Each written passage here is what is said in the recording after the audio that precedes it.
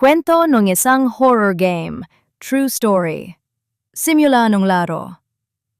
Noong 2016, may isang indie horror game na nilikha ng isang estudyante sa programming. Pinangalanan niya itong The Apartment. Simple lang ang kwento ng laro. Gising ka sa isang madilim na apartment at kailangan mong hanapin ang susi para makalabas. May something na mali. Maraming naglaro at natuwa sa ganda ng graphics at sound effects, pero napansin ng iba, may kakaiba. Habang tumatagal ka sa laro, nagbabago ang mga message sa pader.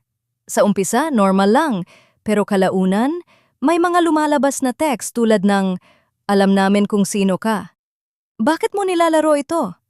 Lumabas ka na. Ang lihim na ending. Ayon sa mga nakakita ng lahat ng endings, may isang secret ending na mahirap i-unlock. Kapag naabot mo ito, lalabas ang totoong larawan ng gumawa ng laro, at sa likod niya, may anino ng isang babae. Ang totoo sa likod ng laro. Pagkatapos marilis ang laro, biglang nawala ang gumawa. Ayon sa kanyang kapatid, nakulong daw siya sa sariling apartment at magpakamatay. Sa iniwang notes niya, nakasulat lang, "Hindi ko na kaya, hindi siya tumitigil." Mula noon, marami diyang nagsabing may multo raw sa larong iyon. May mga nakakarinig ng bulong kapag naglalaro, at may iba, hindi na nakalabas ng apartment. Anong masasabi niyo sa kwento nating ito? Comment niya kayo sa baba.